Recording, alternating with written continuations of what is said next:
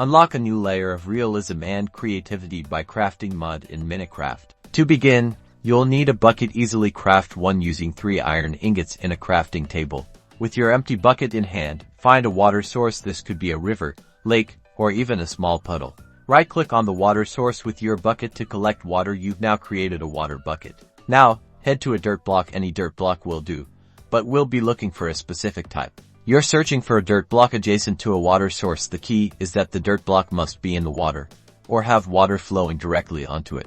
Right-click on the dirt block that meets this condition while holding your water bucket. Observe, the dirt block transforms into a mud block. It's that simple.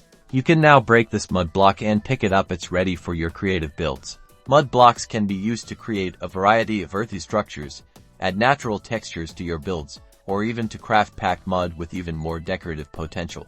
Experiment with mud in your next Minecraft project to bring a touch of realistic nature to your world.